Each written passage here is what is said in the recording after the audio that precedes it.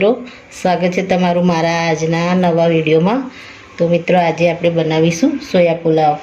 તો એના માટે મેં સોયાબીન પલાળીને રાખી દીધા છે, ડુંગળી અને બટેકા કાપીને રાખ્યા છે, અને ભાતને મેં 20 થી 25 મિનિટ પલાળીને રાખ્યા છે।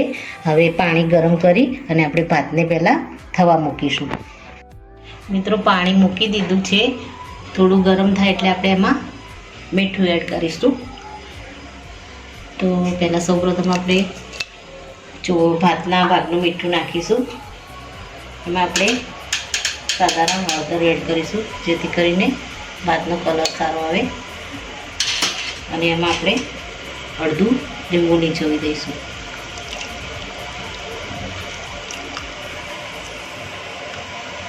તો પાણી બરાબર ઉકળે એટલે ભાતને આપણે અંદર નાખી અને થવા દઈશું।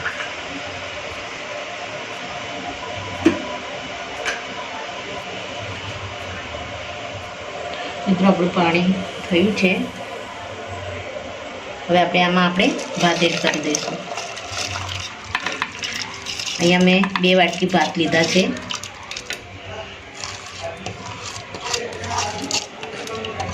આપણે કુકર બંધ નહીં કરીએ, ખુલ્લા વાસણમાં જ આપણે ભાતને થવા દઈશું। એકવાર આપણે એને હલાવી દઈશું। ઉપરથી આપણે થોડું તેલ પણ એડ કરીશું।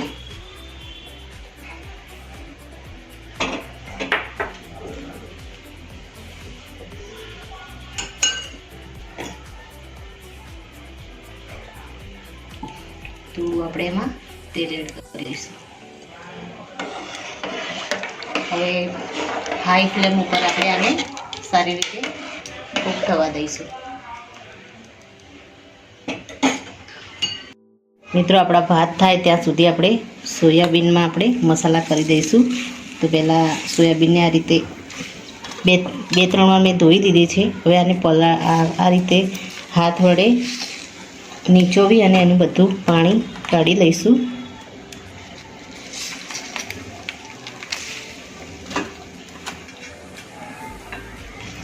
ત્યારબાદ આની અંદર આપણે મસાલા કરીશું।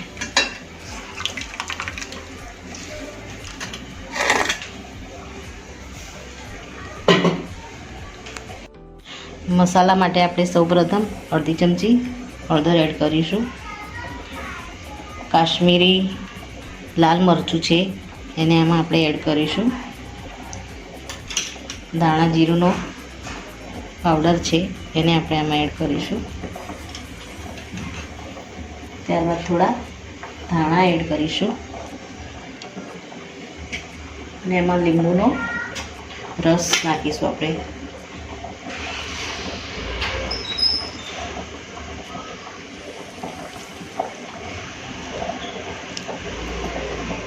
હવે આને હાથ વડે બરાબર મિક્સ કરી દઈશું।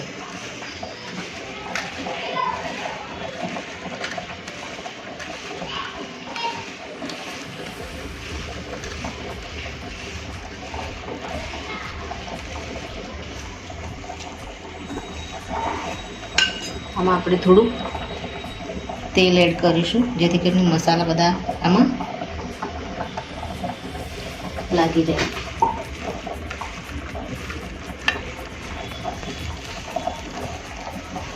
હવે આને આપણે 5-10 મિનિટ માટે ઢાંકીને મૂકી દઈશું। મિત્રો, આપણા ભાત થઈ ગયા છે। આપણે ગેસ બંધ કરી અને આમાં જે પાણી છે એને કાઢી અને ભાતને ઠંડા થવા દઈશું। મિત્રો, ભાત આપણે ઠરવા મૂકી દીધા છે। હવે આપણે વઘારની શરૂઆત કરીશું। તો સૌપ્રથમ આપણે વાસણમાં તેલ એડ કરી દઈશું।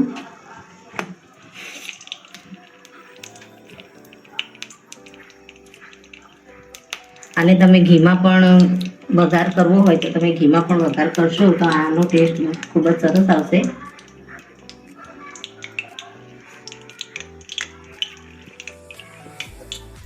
મેં અહીંયા 4 ચમચા તેલ લીધું છે।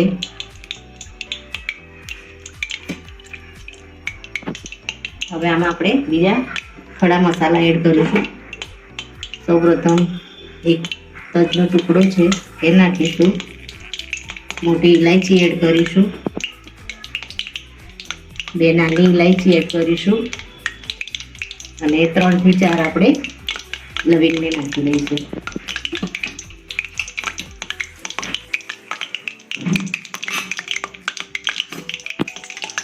આપણું તેલ બરાબર થાય, મસાલા અંદર બરાબર થાય એટલે આપણે આમાં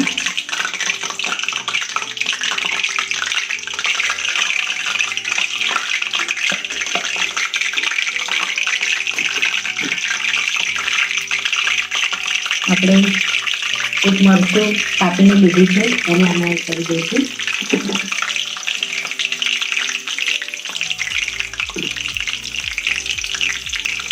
અહીંયા મેં ડ્રાય આદુ છે એને વાટીને લીધું છે એને આમાં એડ કરી દઈશું.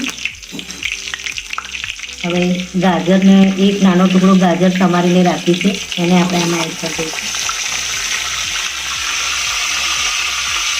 ત્યારબાદ આપણે જે બટાકા અને ડુંગળી કાપીને રાખીએ છીએ એને આપણે આમાં એડ કરી દઈશું.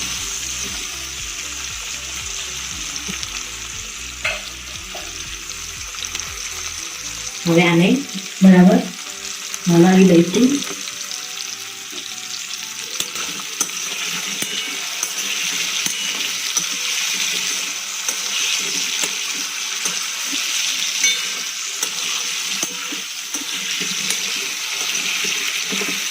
આપણે કેપ્સિકમ અત્યારે એડ નથી કર્યું આમાં, કારણ કે બટાકા અને ગાજરને ચડવામાં થવામાં થોડો ટાઈમ લાગે છે, એટલે આપણે કેપ્સિકમને આપણે લાસ્ટમાં એડ કરીશું.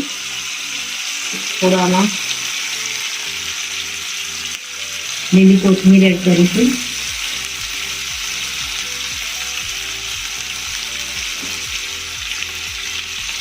આપણે આમાં હળદર એડ કરીશું. કાશ્મીરી મરચું અડધી ચમચી લઈશું.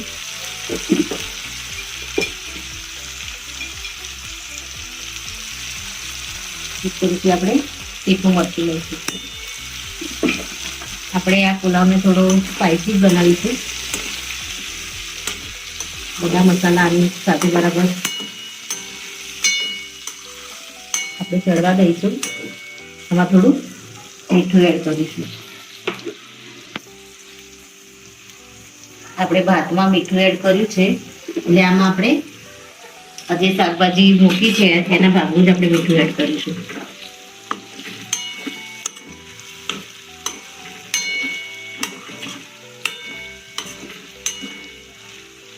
હવે આને આપણે થોડી વાર માટે ઢાંકી અને કૂક થવા દઈશું. મિત્રો, આપણા શાક બધા સરસ રીતે કૂક થઈ ગયા છે. હવે આને આપણે નીચે ઉતારી લઈશું અને પુલાવમાં આપણે એડ કરીશું.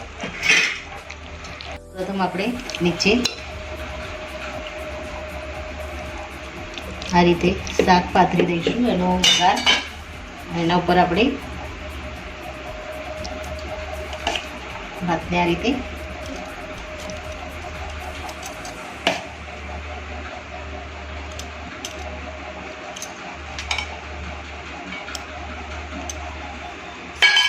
ત્યારબાદ ઉપર ફરીથી આપણે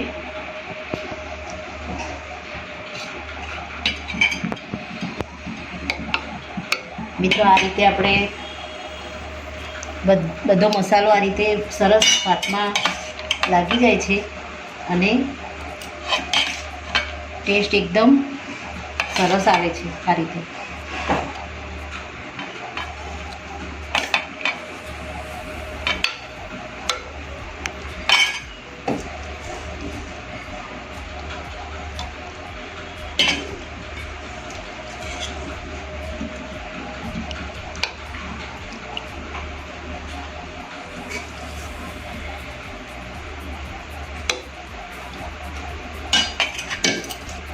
ત્યારબાદ આપણે લાસ્ટમાં બીજા ભાતને પણ એડ કરી દઈશું.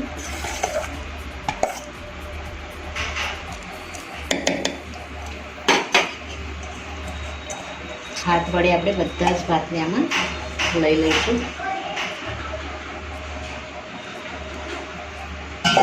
ત્યારબાદ ઉપરથી જે કોઈ મસાલો આપણે છે એને આપણે એમાં એડ કરી દઈશું.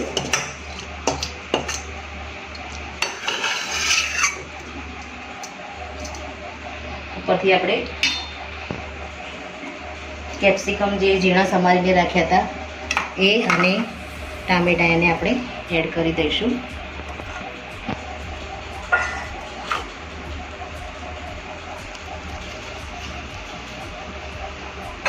ત્યારબાદ પુલાવ મસાલો જે આપણે થોડો રાખ્યો હતો અંદર એને પણ આપણે આમાં એડ કરી દઈશું.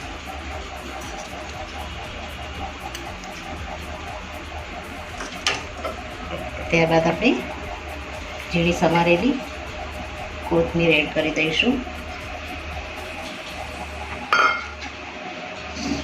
હવે આને એકવાર આ રીતે મિક્સ કરી અને એને કૂક થવા દઈશું. હવે આને 2-5 મિનિટ માટે આપણે ખાલી ધીમા ગેસ ઉપર મૂકી દઈશું. તો મિત્રો હવે આપણે ગેસને બંધ કરી દઈશું અને આપણો પુલાવ સર્વ કરવા માટે રેડી થઈ ગયો છે. આને આપણે સર્વ કરી લઈશું. હવે તો મિત્રો રેડી છે આપણો સોયા પુલાવ. આને આપણે ઉપરથી થોડું ઘી એડ કરી અને સર્વ કરીશું.